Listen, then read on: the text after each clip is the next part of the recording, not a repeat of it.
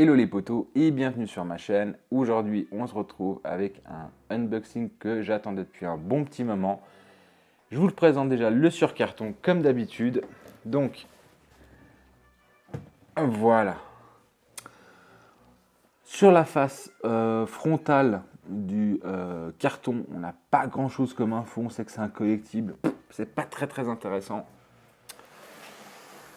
Sur les côtés, il y a déjà un tout petit peu plus d'infos, quoique encore une fois, ça donne aucune information sur l'origine du collectible qui est à l'intérieur. On sait juste que le carton, enfin, les dimensions du carton, hein, le poids de l'objet, 4,35 et les poids avec le carton, 5,12.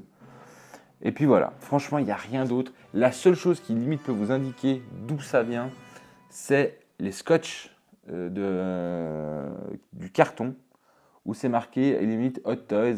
Et puis, ah oui, j'avais pas vu. Ici aussi, c'est marqué Hot Toys. C'est vrai.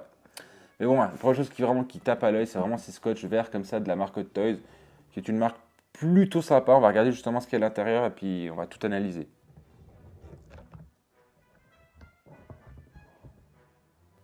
Alors ça y est, le surcarton a été enlevé. Je vous montre tout de suite le carton. Donc, le voici, le voilà. Grogu, alias The Child, ou Baby Yoda, pour ceux qui connaissent moins. Celui de la série The Mandalorian. Alors ici, on a la face du carton. On a tout simplement Star Wars, donc la saga duquel est tiré ce personnage. Le nom du personnage, The Child. Et puis, c'est tout. Voilà. Et puis après, ici, on a justement Hot Toys. Et puis voilà. Et puis c'est marqué bien ici en bas. C'est un life size. Sur les côtés, rien du tout. Vous allez voir, c'est juste un fourreau comme ça hein, qu'on va pouvoir ôter. Et puis, à l'arrière, on a encore une fois c'est des informations pareilles, légales, Hot Toys, machin, truc chouette. C'est pas très intéressant. Après, on a toujours ce côté pareil.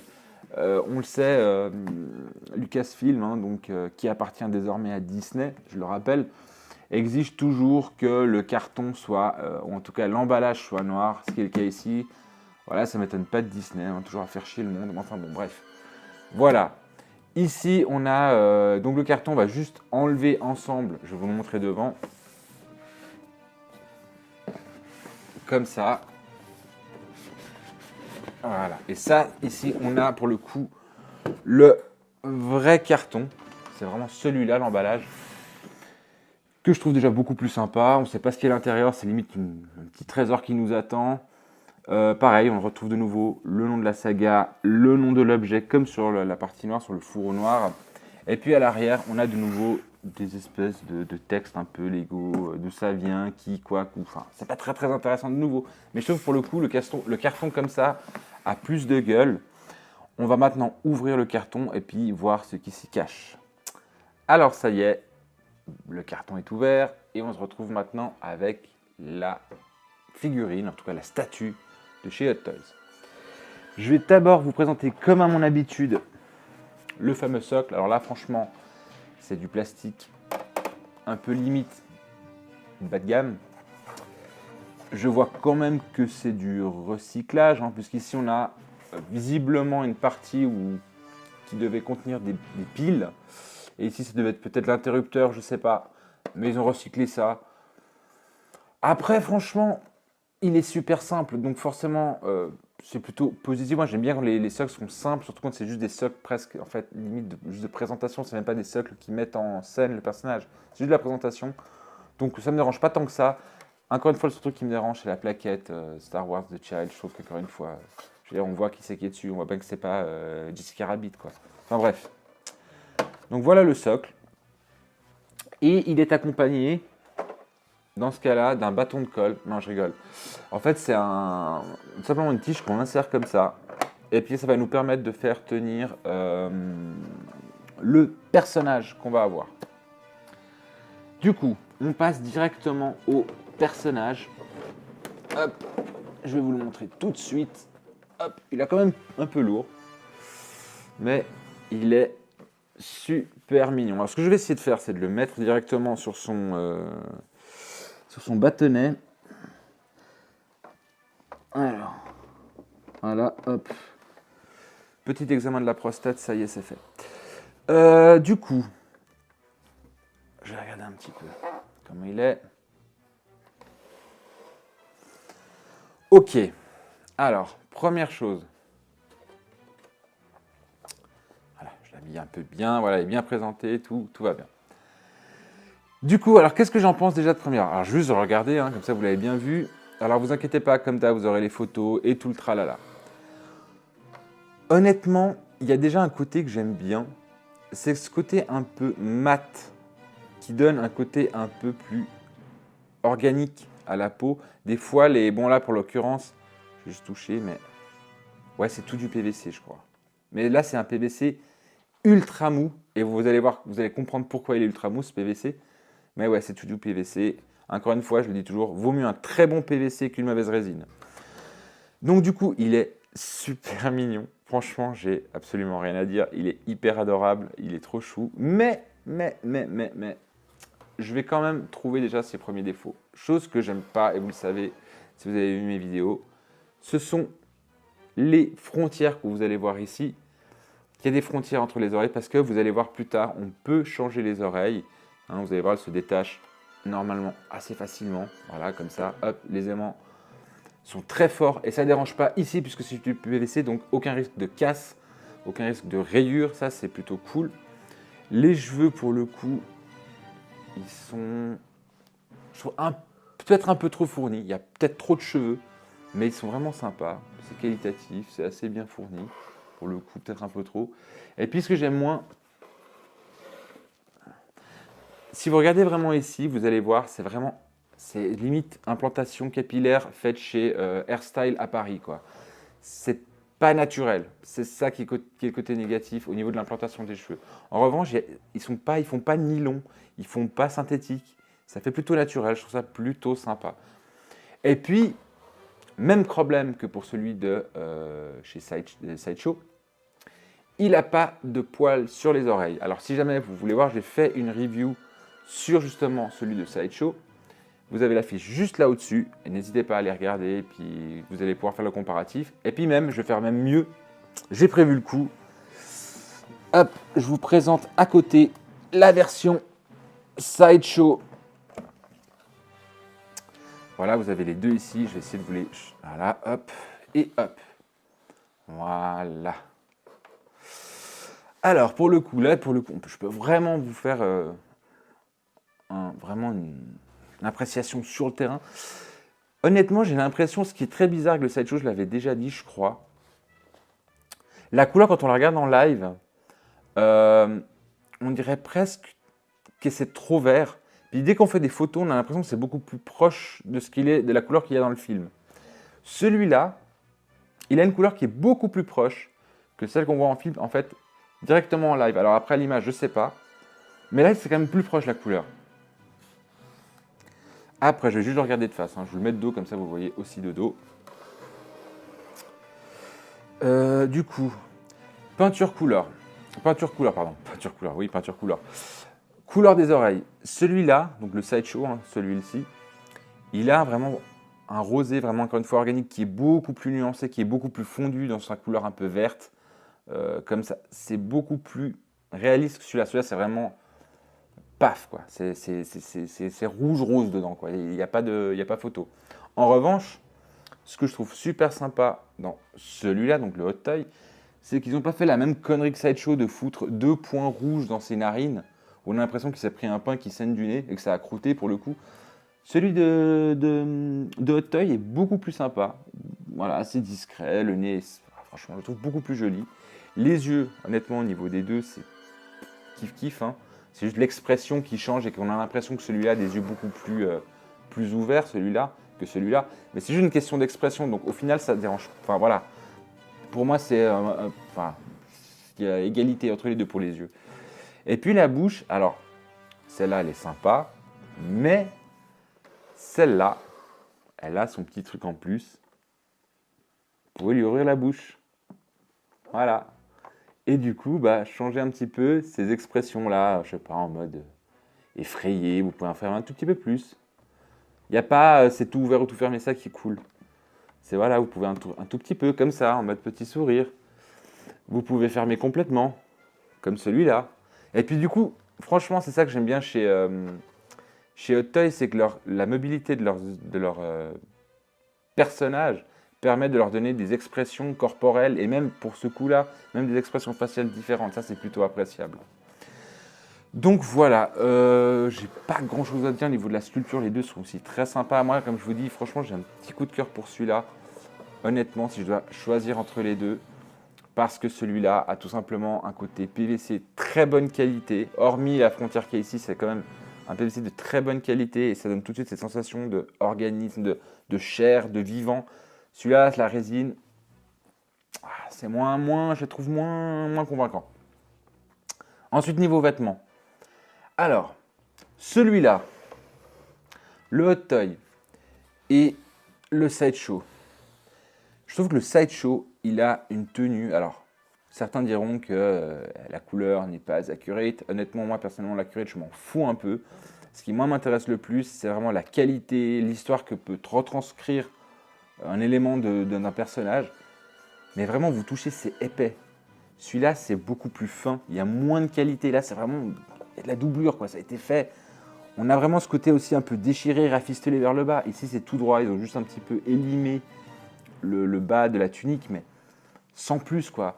Les mains. Alors, les mains de celui-là, si on regarde vraiment de très près et qu'on compare la qualité de la peinture avec son visage, ça fait plus plastique. Franchement, on a moins ce côté organique et pourtant, c'est du PVC aussi.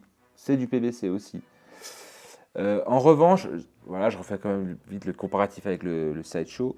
Le Sideshow a des mains plus petites et pourtant, dans la série, eh ben, c'est plutôt des mains plus de cette taille-là. Ça, c'est plus fidèle à la taille de ses mains que celles-là qui sont un poil plus petites. Ben, par contre, en revanche, je trouve que, par exemple, la peinture des mains de Sideshow est beaucoup plus jolie que celle de Hot Toy. Donc voilà, au niveau de la taille et de la sculpture, c'est mieux Hot Toy. Et puis au niveau de la peinture, c'est mieux Sideshow. Voilà, vous voyez un petit peu du bien et du mauvais des deux côtés. Donc voilà, après la particularité de Hot Toy, comme je vous disais, c'est que on peut changer les éléments du personnage. Voilà, par exemple celui-là, vous pouvez enlever la main, hop, et puis prendre dans la boîte, et puis vous décidez par exemple de mettre cette main-là. Voilà, c'est une main, si vous regardez, elle est plus ouverte. C'est juste, oui, c'est juste. Et puis voilà, vous le mettez. Et puis, normalement, ça ne devrait pas trop poser de problème. C'est du PVC, vous pouvez, sans non plus y aller comme un bûcheron, mais vous pouvez y aller, ça risque rien. Voilà, et du coup, vous avez une main plus ouverte. Voilà. Donc, ça, c'est le côté cool de Hot Toy. Ensuite, je ne sais pas trop quoi d'autre dire. Je trouve que je trouve quand même, comme je vous montrais, il y a du bon et il y a du mauvais des deux côtés. Le vêtement est meilleur là, mais ici, on a un visage qui est peut-être plus cool. On peut vraiment, aussi, ça, je ne vous l'ai pas montré, monter le visage, descendre le visage. Vous pouvez faire ce que vous voulez. Celui-là ne regarde qu'en haut. Et du coup, forcément, si vous le mettez sur un meuble, je vous conseille, si vous l'avez, de le mettre plutôt plus bas pour que vous donniez cette sensation qu'il vous regarde vous. Que si vous le regardez comme ça de face, vous perdez un petit peu la connexion, en tout cas l'histoire que peut vous transmettre cette pièce-là. Celui-là, l'avantage, c'est justement, on peut lever la tête, baisser la tête. Vous pouvez l'asseoir, vous pouvez lever ses mains. Voilà, je sais pas, je vais faire une connerie. Voilà, vous pouvez faire ça, par exemple. C'est vraiment une poupée articulée. C'est plutôt sympa. Du coup, je vais vous montrer ce qui accompagne la statue de chez Hot Toy. Donc voilà, on a la main d'un côté et de l'autre. Donc en théorie, on a une main ouverte sur la droite et une sur la gauche. Voilà, donc ça c'est la deuxième. Vous avez deux autres mains que je dirais c'est un peu moins ouvert, mais pas non plus, mais pas aussi fermé que celle-là, c'est entre deux. Bon, ok. Et on a l'élément un petit peu, voilà, iconique, qui est toujours allié au personnage. C'est vraiment le petit pommeau du vaisseau du Mandalorien. Celui-là, là aussi, elle est juste là, chaque élémenté, voilà. Vous avez les deux. Et je vous jure que la différence, elle est assez flagrante. Celle-là, au niveau de la peinture, elle est juste largement supérieure à celle-là. Ça fait vraiment plastique. Ça fait presque métallique, en fait. Brossé un peu, c'est super sympa. Pareil, dessous, Sur la Sideshow, donc celle-là, on a carrément l'aimant visible. Là, on a carrément le pas de vis. Alors si vous regardez dedans, vous allez voir que c'est deux pièces qui sont collées, mais enfin bref, au moins on voit le pas de vis. Et du coup, je remets sur celle de Sideshow, je ne sais pas quelle main ils ont mis de ce côté-là. Bah, pour le coup, je crois que c'est vraiment la main qui va avec cette boule-là. Hop, elle est aimantée, ça rentre comme papa dans maman. Donc pas de souci à ce niveau-là.